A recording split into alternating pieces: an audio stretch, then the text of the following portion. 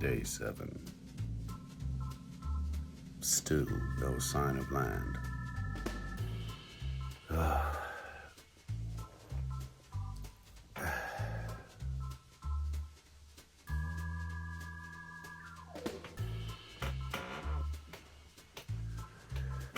So for those of you who've been following along with the show on a daily basis, you know that right now we're experiencing some weather here in my part of the state that is completely debilitating to travel, even for short distances, because the topography of our zone here is very hilly.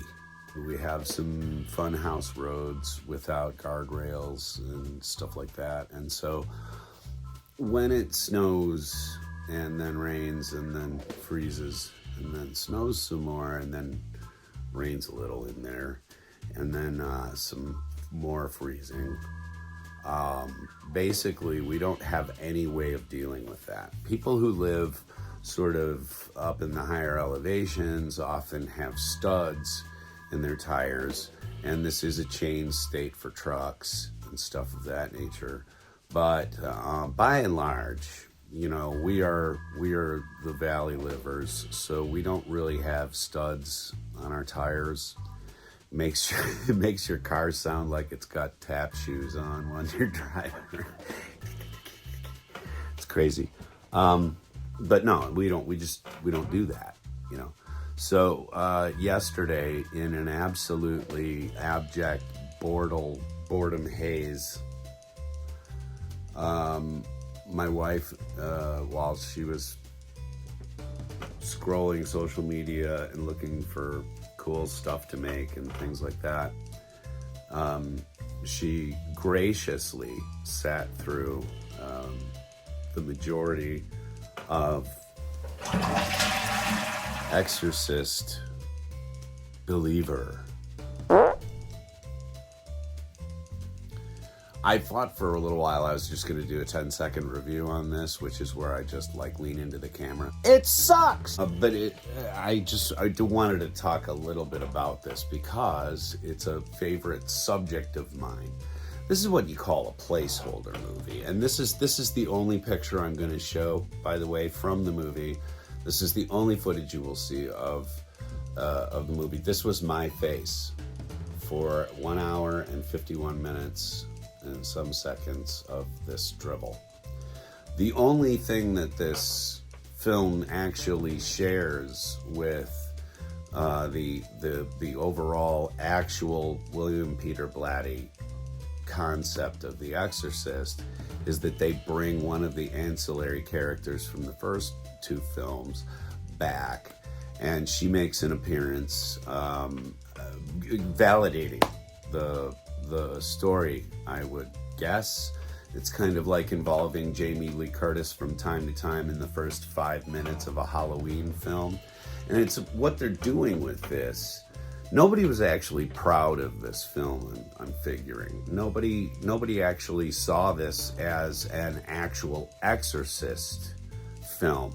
However, it was close enough in subject matter and ways that they could tweak it from its original state, I'm sure, to sort of fit the mold, okay? And this is done a lot. If you're a fan of the Hellraiser films and you saw my recent review of the Hulu film, I talked about how probably the last 6, 7, 9 Hellraiser films were really just sort of placekeepers.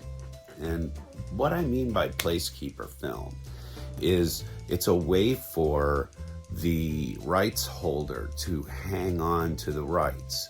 In today's breakneck paced world of entertainment, you have to demonstrate that you can still operate your franchise or it can be bought away from you or some such, okay? So you get a lot of stuff like the Miles Teller, Michael B. Jordan Fantastic Four film. You get lots of the Hellraiser films, as I said. These films are just meant to hold on to the license. They are not meant for any artistic value, and they're rarely put out for any sort of box office value, okay? They'll go right to DVD or right to streaming, as they do these days. And what that does is then staves off the buyers for another couple of years until they have to make another film to prove that they are still vital with their franchise. Whatever. In this movie, there are two young girls who fall under possession by doing a sort of a Ouija maneuver, but without a Ouija board. My wife and I joke every time. It's like, you bringing out the Ouija board, you deserve what you get. Don't mess with those things. And honestly, I feel, don't mess with a Ouija board. Just don't, okay?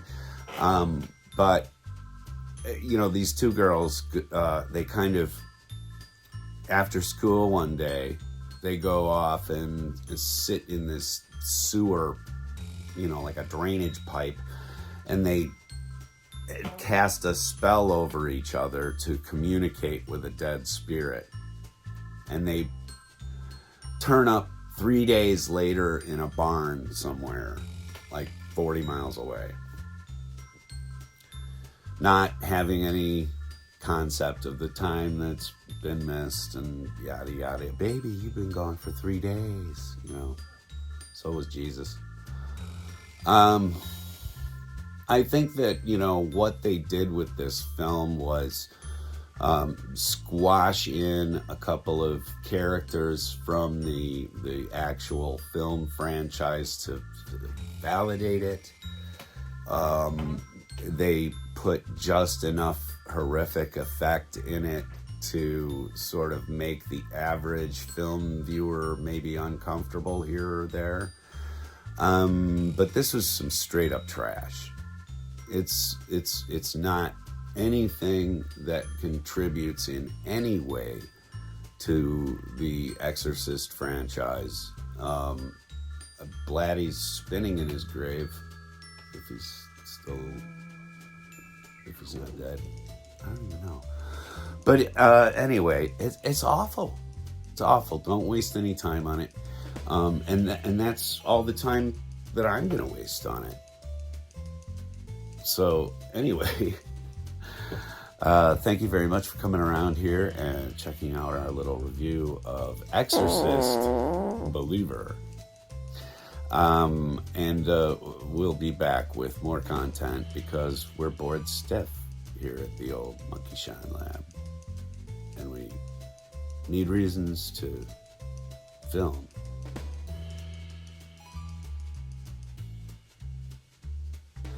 Anyway, take it easy, everybody.